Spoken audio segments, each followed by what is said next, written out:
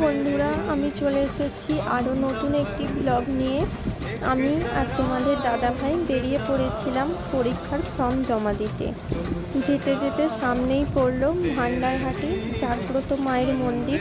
দর্শন করলাম। দেখো, মায়ের মন্দিরের মূর্তি তৈরি হচ্ছে, শিল্পীরা খুব সুন্দরভাবে মাকে সাজাচ্ছে। মায়ের দর্শন করে বেরোবার পথে দেওয়ালে আঁকা চিত্রগুলি খুব সুন্দর ছিল। যে শিল্পী এই চিত্রের কাজ করেছে তার হাতের কাজও খুবই সুন্দর। এই দেখো, তোমাদের দাদাভাই এই দিকে দাঁড়িয়ে আছে। যাওয়ার পথে দেখলাম আলোকসজ্জার কাজ চলছে।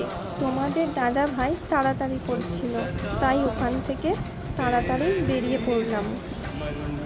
রাস্তায় যেতে যেতে একটা গলির মধ্যে দিয়ে যাচ্ছিলাম। দুপাশে বাড়িগুলো দেখে মনে হচ্ছিল অনেক আগেকার দিনের বাড়ি। খুব সুন্দর লাগছিল বাড়িগুলো দেখতে। এরকম বাড়ি তো আর দেখাই যায় না, অনেক পুরনো ধরনের বাড়ি। তারপর একটা বাজার পড়লো। যেতে যেতে রাস্তায় বাজারে খুবই গাড়ির চাপ ছিল। তারপর একটা স্কুল পড়লো। ওই দেওয়ালে আঁকাগুলো খুবই সুন্দর ছিল। যে শিল্পী এই দেওয়ালে চিত্রগুলি অঙ্কন করেছে তাদের হাতের কাজও খুব সুন্দর। তারপর পড়লো ফাঁকা রাস্তা, দুধারে সোনালি ধানক্ষেত, সবুজ গাছে মোড়া প্রাকৃতিক পরিবেশ। দেখতে খুবই ভালো লাগছিল। তোমাদের কেমন লাগছিল অবশ্যই কমেন্ট করে জানাবে। দেখতে দেখতে চলে এলাম আমাদের গন্তব্য হরিপাল স্টেশনের কাছাকাছি। দেখো, তোমাদের দাদাভাই স্যারদের জন্য একটু মিষ্টি নিয়ে নিল। আমরাও দুপুরে একটু টিফিন করে নিলাম। তোমাদের দাদাভাই বিরিয়ানি অর্ডার করলো। আমরাও দুজনে দুপুরে খাওয়া দাওয়া সেরে নিলাম।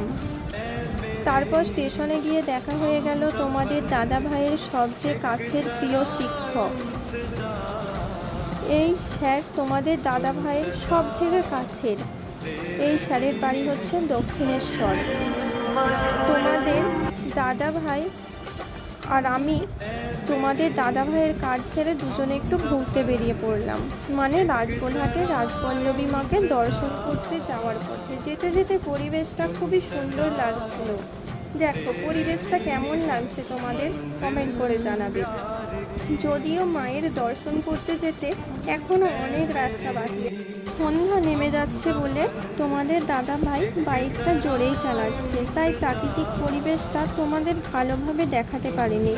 আমার খুবই ভালো লাগছিল প্রাকৃতিক পরিবেশটা দেখতে যেতে যেতে। তোমাদের কেমন লাগছিল একটু কমেন্ট করে জানাবে। যেতে যেতে দেখলাম রাজবলহাটের বাজারের ভিতরে অনেক মণ্ডপের আলোকসজ্জা শুরু হয়ে গেছে।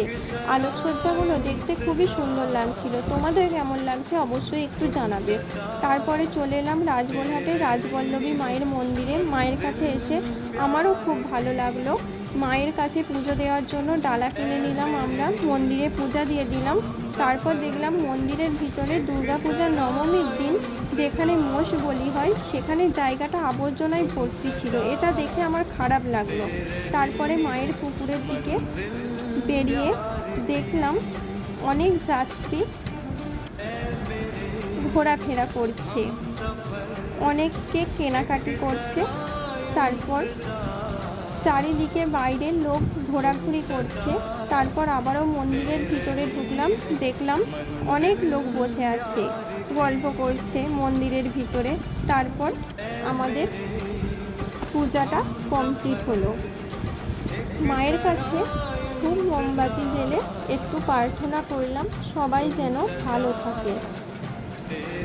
তারপরে মায়ের কাছে গিয়ে মাকে একটু প্রণাম করে নিলাম, প্রার্থনা করলাম সবাই যেন ভালো থাকে। খুবই জাগ্রত এই রাজবলহাটের রাজবল্লভী মা। তোমরাও মাকে দর্শন করো। এই যে মাকে একবার দেখালাম যাওয়ার পথে। এবার বাড়ি বেরোবো। যাওয়ার পথে বাইরে বেরিয়ে প্রাকৃতিক পরিবেশটা চারধারে দেখতে দেখতে বেরিয়ে পড়লাম। যাওয়ার পথে তোমাদের একটু বাইরের দৃশ্যটা দেখালাম, চারিদিকে দোকান, কত সুন্দর পরিবেশ। তো মন্দির থেকে বেরিয়ে আলোকসজ্জা, অনেক দোকান, বাড়ি, রাস্তা আলোকসজ্জায় সেজে উঠেছে, দেখতে খুবই ভালো লাগছিল। তোমাদের কেমন লাগছিল একটু কমেন্ট করে জানাবে। তো খুবই রাত হয়ে গিয়েছিল, এই যে আবার পৌঁছে গেলাম ভান্ডারহাটি মায়ের মন্দিরের কাছাকাছি। এখানেও আলোকসজ্জা প্রায় শুরু হয়ে গেছে, দেখে মনে হচ্ছে আজ থেকেই মায়ের পূজা শুরু হয়ে গেছে। খুব সুন্দর আলোকসজ্জার কাজগুলো ছিল, আমার তো দেখতে খুবই ভালো লাগছিল। মন্দিরটা আলোকসজ্জায় খুব সুন্দরভাবে সাজিয়েছে।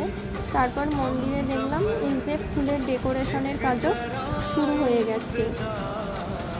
তো এই সব কাজগুলো দেখতে খুবই সুন্দর